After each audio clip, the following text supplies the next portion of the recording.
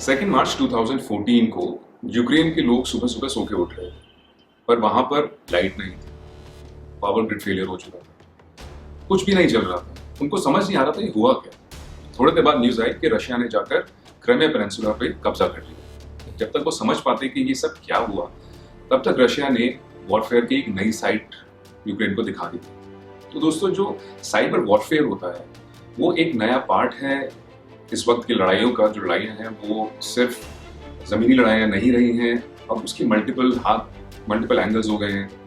जो cyber warfare और cyber espionage है वो एक बहुत बड़ा फैक्टर बन गया है। और आज हम इसके बारे में क्यों बात कर रहे हैं, क्योंकि कुछ दिनों पहले एक न्यूज़ आई थी कि एक अमेरिकन ऑर्गेनाइजेशन ने इस चीज़ का खुलासा किया कि चाइना के hackers Indian power distribution system जो है लद्दाख के पास, उनको पिछले 8 महीने से हैक कर रहे हैं। हाँ, इंडिया ने ऑफकोर्स इस चीज़ को खारिज किया है कि हाँ ऐसा हुआ था, बट हमने उनको कुछ भी ज़्यादा करने नहीं दिया। पर अगर कोई 8 महीने से ट्राई कर रहा है और आपको पता भी नहीं है, तो इमेजिन कीजिए कितना डेटा वो लोग लेके चले गए। तो ये जो साइबर वॉरफेयर और एस्पियोनाज है, ये कोई नई बात नहीं है। इजराइल जो है इस चीज़ को बहुत सालों से करता है और सक्सेसफुली करता है। इजराइल ने सीरिया और ईरान के न्यूक्लियर रिएक्टर्स को बनने ही नहीं दिया।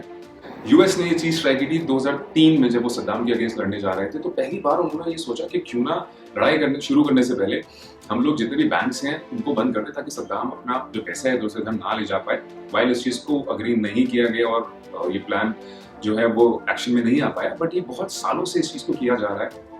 सो जो चाइना की ये अटैक है दोस्तों, इसको हम सिर्फ एक अटैक देख के इग्नोर नहीं कर सकते और ना ही हमें करना चाहिए। क्योंकि अगर आपको याद होगा तो लास्ट ईयर 2020 अक्टूबर में एक न्यूज आई थी कि महाराष्ट्र में कुछ घंटों के लिए कंप्लीट पावर ग्रिड फेलियर हो गया। उस वक्त सब ट्रेनें बंद हो गई, बैंक्स बंद हो गए, इलेक्ट्रिसिटी बिल्कुल खत्म हो गई, बीएससी भी कुछ टाइम के लिए बंद हो गया था। उस वक्त सरकार ने इस चीज को अग्री नहीं किया था, बट फरवरी में एक न्यूज आई थी अगेन एक यूएस मीडिया की, जिसने इस चीज को बताया था कि ये चाइनीज हैकर्स ने किया है।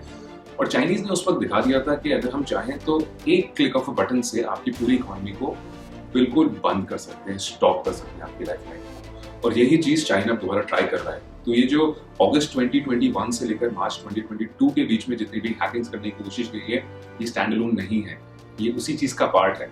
बल्कि अगर आपने न्यूज में पढ़ा होगा तो पाकिस्तान ने भी जुलाई में एक ऐसी कोशिश की थी जिसको इंडियंस ने पकड़ा था। और उसके बाद ये एक कोइंसिडेंस नहीं हो सकता है कि अगस्त में चाइनीज ने इस चीज को शुरू कर दिया। तो कहीं ना कहीं पाकिस्तान और चाइना दोनों मिलकर इंडिया के ऊपर ये साइबर अटैक कर रहे हैं। तो उसमें अगर आप देखेंगे तो इंडिया जो है वो नंबर 3 पे आता है सीवियर अटैक्ड कंट्रीज की लिस्ट में थ्रू साइबर वेयर। एक लिस्ट है जिसमें रैंसमवेयर के कितनी कंट्रीज ने पे किया है, उसमें इंडिया जो है वो सबसे ऊपर है।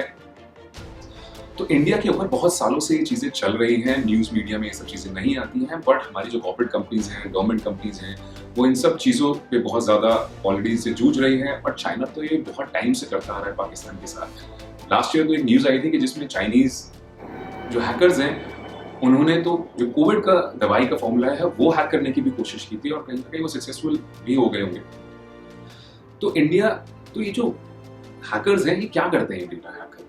तो अगर आप देखेंगे दोस्तों, अगर आपकी कंट्री का कोई भी ऐसा इंपॉर्टेंट डेटा, आपके पावर ग्रिड का डेटा अगर किसी दुश्मन के पास है, तो जो रशिया ने किया वो चाइना भी कर सकता है। कल को अगर उनको लद्दाख में कोई अटैक करना है तो सबसे पहले वो हमारा इलेक्ट्रिक सिस्टम को बंद कर सकता है, जिससे क्या होगा, हमारे रडार्स बंद हो जाएंगे, हम कोई भी अंदर आते हुए प्लेन को नहीं पकड़ पाएंगे। और जब तक हमें पता चलेगा कि क्या हुआ है, तब तक तो चाइना अंदर आके अटैक करके जा चुका होगा। तो ये बहुत ग्रेव और सीरियस सिचुएशन है, और हमें ऐसी न्यूज़ को हल्के में नहीं लेना चाहिए और वन ऑफ नहीं ट्रीट करना चाहिए।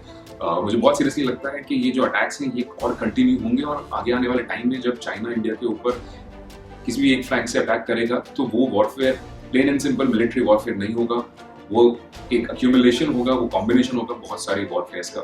तो ज़रूरत इस वक्त है कि इंडिया पैसा खर्च करे। वाइल 2022 में इंडिया ने जो अपना बजट है साइबर वॉरफेयर का या साइबर सिक्योरिटी का, वो 500 करोड़ तक ले गए हैं, बट अभी भी ये बहुत कम है। चाइना जैसी कंट्री जो कि वर्ल्ड में नंबर 2 है, उसको फाइट करने के लिए हमें इस चीज़ को और बढ़ाना पड़ेगा, और कहीं ना कहीं ज़रूरत है इस चीज़ को और सीरियसली लेने की। अगर आपको ये वीडियो अच्छा लगा तो प्लीज़ मेरे चैनल को सब्सक्राइब कीजिए, इस वीडियो को लाइक कीजिए, अपने दोस्तों के साथ शेयर कीजिए। Thank you.